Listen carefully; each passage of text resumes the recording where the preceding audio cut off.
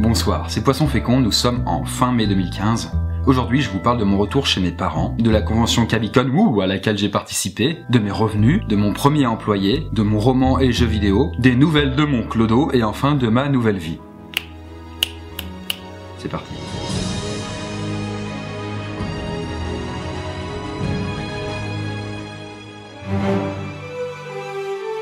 Vous savez, depuis que j'ai déménagé à Grenoble, ça fait maintenant presque 5 mois, je suis retourné voir ma famille à 2 reprises à Paris. Dont la dernière fois c'était il y a une semaine. Ça fait bizarre car quand on y revient, rien n'a changé, on retrouve le même chemin, le même immeuble, la même ville. Oh là là, oh y a papa là. Oh mais il prend toujours son bide long. Oh le bide à papou. Dans notre tête aussi, rien n'a vraiment changé. On retrouve notre ancienne petite vie comme si au fond, on ne l'avait jamais quittée, et c'est bizarre. Évidemment, ça fait plaisir de les revoir. Elle est rigolote ma maman, elle suit assidûment toutes mes vidéos. Coucou maman, et c'est à peine si elle lit pas tous vos commentaires lorsque j'en sors une nouvelle. Et quand elle me voit ou qu'on s'appelle, elle me fait ensuite un reporting. Oui, tu sais, dans ta dernière vidéo... Oui, bon, elle a pas les cheveux blancs ni bleus, mais enfin bon, c'est pour illustrer, hein. Tu sais, dans ta dernière vidéo, t'as craché, mais fallait pas, hein, ça c'est pas bien. Qu'est-ce qu'ils vont penser de toi, tes abonnés? Et pourquoi tu lis plus tous tes commentaires? Il y a une fille qui a attendu que tu lui souhaites son anniversaire. Et il y en a un qui t'a demandé si... Bref, si j'étais remonté à Paris aussi, c'était pour participer au tournage d'une série de vidéos avec un certain Monsieur G, youtubeur à 16 heures, mais aussi et surtout humoriste avec un one-man show à son actif. En gros, dans son rôle de personnage égocentrique, il faisait passer un casting à plusieurs youtubeurs dans le but d'élire celui qui allait le remplacer pendant l'été. C'est le scénario, hein. Je vous invite à aller voir la première vidéo de sa série, c'est très sympa. Enfin, le tournage a été très sympa en tout cas, notamment une fameuse scène, Vania 2, les protège slip, qu'on devait jouer en réalité de façon très sérieuse, mais c'était sans compter le fou rire que j'ai eu, qui nous a obligés de tourner une quarantaine de fois, hein, au bas mot, avec Mad Podcast et le Clubbird, des mecs très sympas avec qui j'ai passé de bons moments. Un gros événement auquel j'ai participé était bien sûr la Cabicon. Ma toute première convention, il y a des choses à raconter. Alors on a pris l'avion puisque bizarrement Grenoble-Nantes c'était moins cher en avion qu'en train, enfin bon passons, l'avion bon bah c'est toujours aussi génial, hein, le moment où l'avion, tous les réacteurs commencent à s'enclencher, quand on grimpe, quand on monte dans les airs, quand on vole au-dessus des nuages, de la mer de nuages, magnifique. Ça faisait 15 ans que je l'avais pas repris, enfin... une merveille. Et jusqu'au moment, évidemment, où on s'écrase comme une merde dans le pré. Je déconne. Bref, on s'en branle de l'avion. Alors pendant les 2 jours qui se sont passés, j'ai dû signer entre 500 et 1000 autographes au bas mot. Alors j'avais ramené mes propres cartons de dédicace, mais très vite, il s'est révélé que j'en avais pas assez et ils furent tous écoulés. Oh!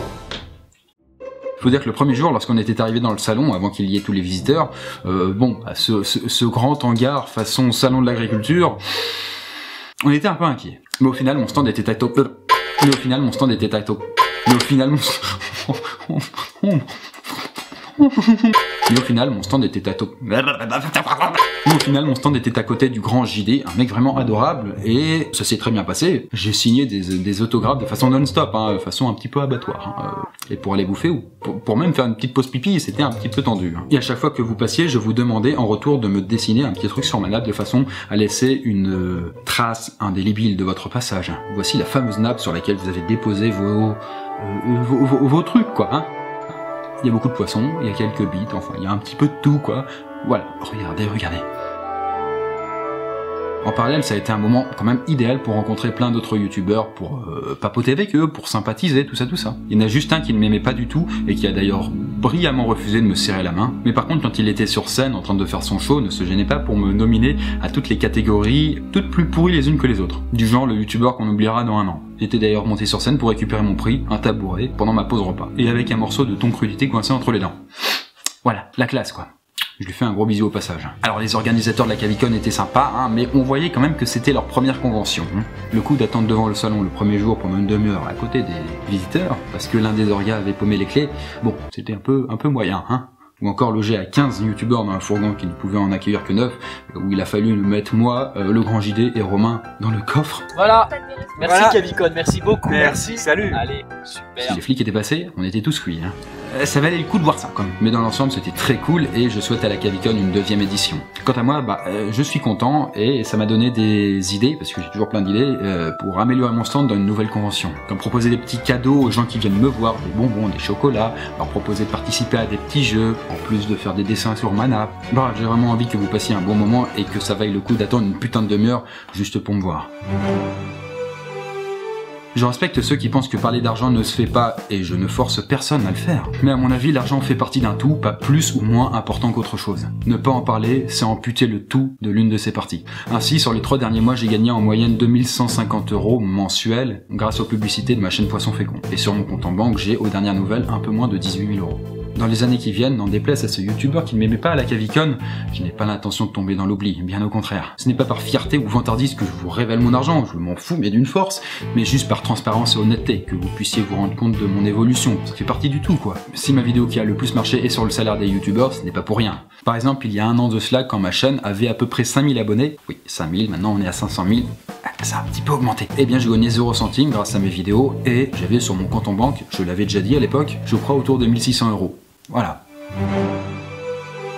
Eh bien ça y est, j'ai embauché mon premier espadon, mon premier employé pour m'aider au montage de mes vidéos. Bonjour, je suis un espadon.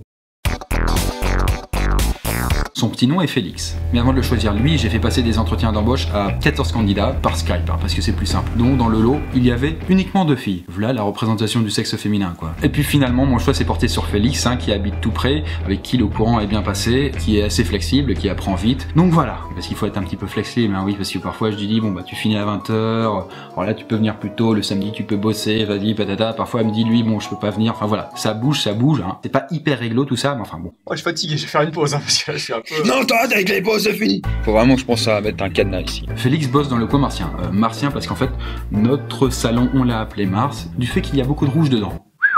Par exemple, dans ma vidéo sur Harry Potter, Félix a un petit peu mis de sa touche personnelle, et par exemple, ce passage-là,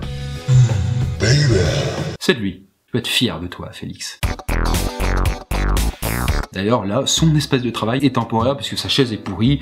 Par contre, son ordinateur m'a quand même coûté près de 1000 balles. De toute façon, d'ici quelques mois, j'espère louer de nouveaux locaux professionnels pour le Kundar et embaucher de nouveaux espadons. Un graphiste, un codeur, une secrétaire, enfin, que la famille de la Poiscaille s'agrandisse. L'argent que je mets de côté sera donc bien utile pour payer le salaire de toute ma friture. Et donc, grâce à l'aide de Félix, mon petit espadon, ça me permet de dégager quand même pas mal de temps libre que je peux réinvestir dans le roman et le jeu vidéo. Et ça, c'est cool parce que sinon, ce serait impossible.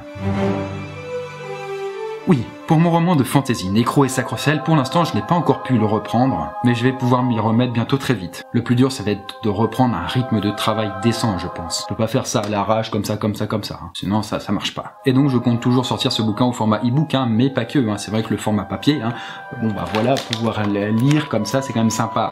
Harry Potter. Bon bah il se trouve que les gros éditeurs se mettent à loucher de plus en plus du côté des youtubeurs, hein, ils se disent c'est intéressant quand même, hein, on pourra les éditer. Et donc il y a des chances que je me fasse éditer par un gros mastodonte. Et alors là, une nouvelle aventure commencera sous la bannière de Nécro et Sacrocel. Mais avant ça, il y a encore beaucoup de boulot et de souffrance. Je vous tiendrai au courant dans les prochains EDK. Concernant le jeu Flash, je vous avais parlé début janvier que je comptais faire quelque chose, un jeu plutôt barré et fun, pouvant être joué jusqu'à 4 joueurs. C'est toujours en projet et je pense que ce jeu sera terminé d'ici le mois prochain, ce qui fait que je pourrai vous le présenter au prochain EDK et y jouer dans une vidéo spéciale avec notre chaîne de jeux vidéo Quantic Share, avec Romain. Et pour mon gros jeu sur le paradis avec les âmes à juger, ça ce sera dans plus longtemps, hein. Chaque chose en son temps. En janvier, je vous avais dit que Benoît, un ami à moi, avait fini dans la rue puisqu'il avait perdu à ce moment-là son travail et sa copine, et qu'il avait été obligé de faire la manche. Et bien pour les nouvelles plus récentes, sachez à présent qu'il va beaucoup mieux. Il est mort. Non, plus sérieusement, Benoît va très bien. Fin janvier, il s'était planqué dans un wagon en direction de Lyon.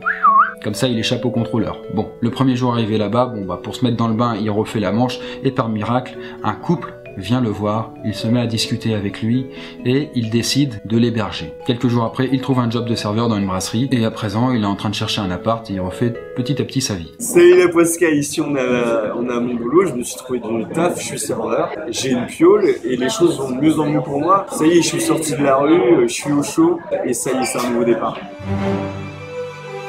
Tout à l'heure, avant de tourner cette vidéo, j'étais sorti faire 2-3 courses avec Romain. Pendant qu'on était en train d'acheter un kebab, 2 mecs nous ont reconnus et sont venus vous voir. Non, c'est toi, Poisson Fécond, Chris, toi. Ah, dis donc, j'adore ce que tu fais. Enfin, on a un petit peu discuté ensemble. Un peu plus tard, alors qu'on était en train de marcher dans la rue, un mec en train de faire du vélo, il passe, il me dit oh putain, je te reconnais. Et puis encore un peu plus tard, pour acheter des pommes, des fruits, tout ça, parce que j'adore les pommes.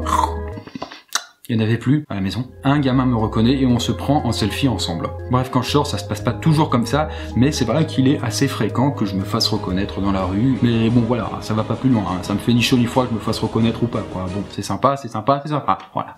La chose qui importe le plus dans ma vie, c'est réaliser mes rêves. Et j'en ai beaucoup. Tout le reste à côté, c'est bonus. Et en parlant de rêves, je sais qu'on a tous des rêves. Moi, je continue à en inventer encore aujourd'hui et à les peaufiner comme des petits bébés. Parfois, les rêves, on les considère comme des mirages inaccessibles, et d'autres fois, comme des points lointains à l'horizon, mais néanmoins réels. Je fais partie des gens qui croient à la deuxième catégorie. Et il y a une expression qui dit qu'il n'y a pas de vent favorable à ceux qui ne savent pas où aller. Autrement dit, la vie ne pourra pas vous indiquer le chemin à emprunter si vous ne connaissez pas votre destination.